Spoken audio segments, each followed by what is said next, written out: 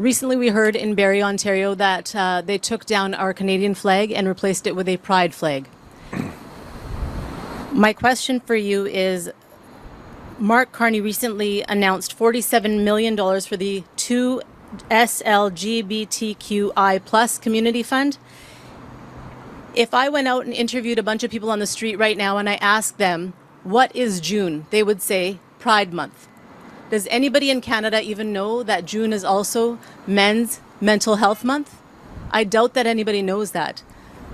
However, many people don't realize this, and my question for you is, do you believe the government is placing more emphasis on symbolic politics and identity-based initiatives than on addressing the growing mental health challenges affecting Canadian men? Well, first of all, I think there's so many months now that are dedicated to so many causes, it's kind of getting hard to even keep track of which month is for which cause or for which group. My view is we should treat everyone equally, regardless of their race, gender, sexual orientation, or any other irrelevant characteristic. Every Canadian should be treated absolutely equal under the law. I don't believe in dividing people into separate groups or defining them based on group identity. We need to recognize the inherent humanity of every individual. Or as Martin Luther King says, judge a man by the content of his character, not the color of his skin. So I also believe that it should be the Canadian flag at the top of Canadian flagpoles.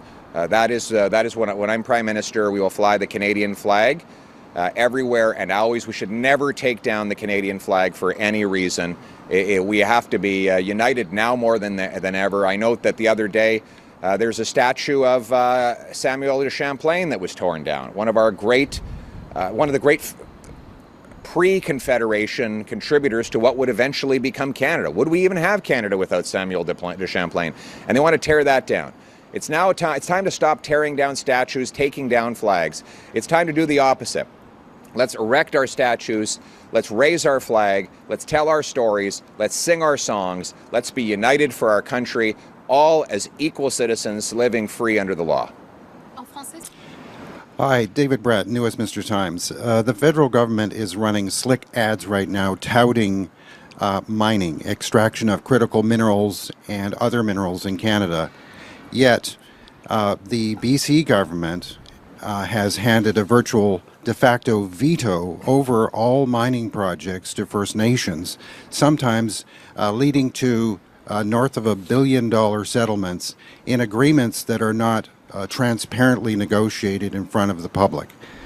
So there is a lot of mineral wealth in British Columbia. This is where a lot of the big projects are on deck to go into production and are supposedly being helped by the federal government to fast track them into production.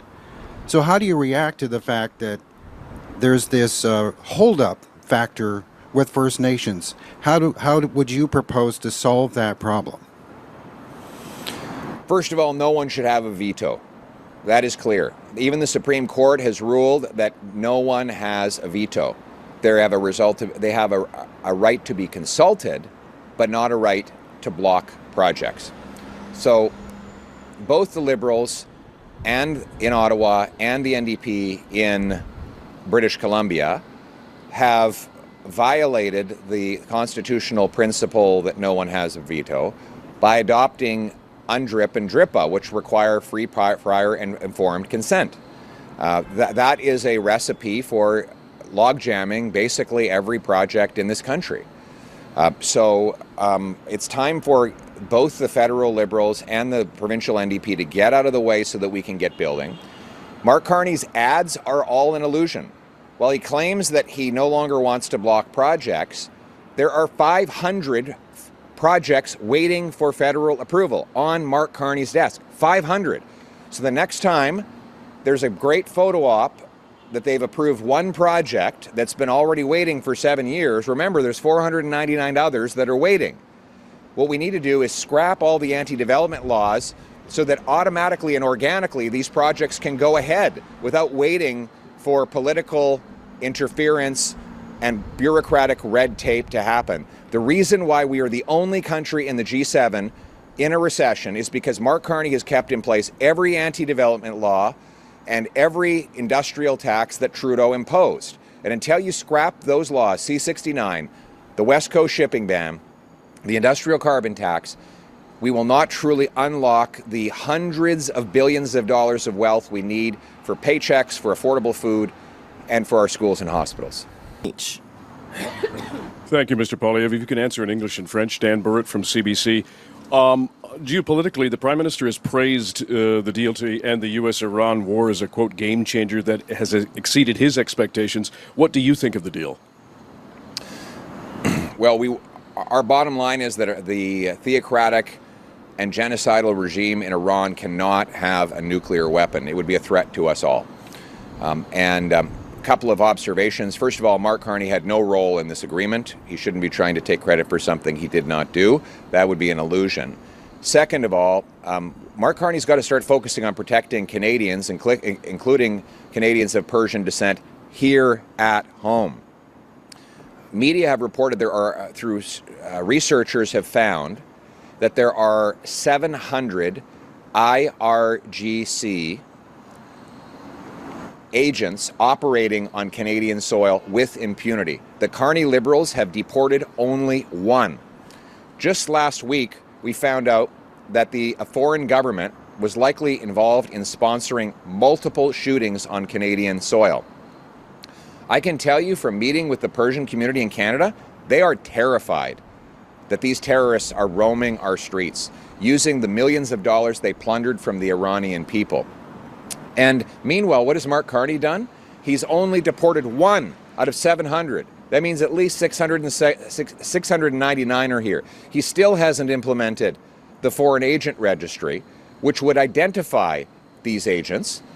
And he's not even ensuring that new terrorists do not come into the country. So it's time for Mark Carney to stop grandstanding at global summits about agreements in which he had no part and start doing his job here at home to deport the 699 IRGC terrorists, to make sure no more of them come in, to set up the foreign agency registry, and to seize all the assets of Iranian regime thugs that we can get our hands on and give that money to the victims of the terrorist attack on PS Flight 752. Thank you. So the question was about our MPs going back for the summer.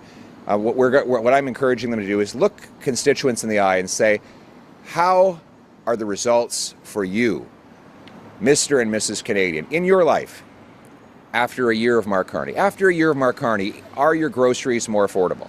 After a year of Mark Carney, are your streets safer? After a year of Mark Carney, have your mortgage payments gone up or down? After a year of Mark Carney, is your job more or less secure? What is happening in the results for everyday people after a year and a half of Mark Carney?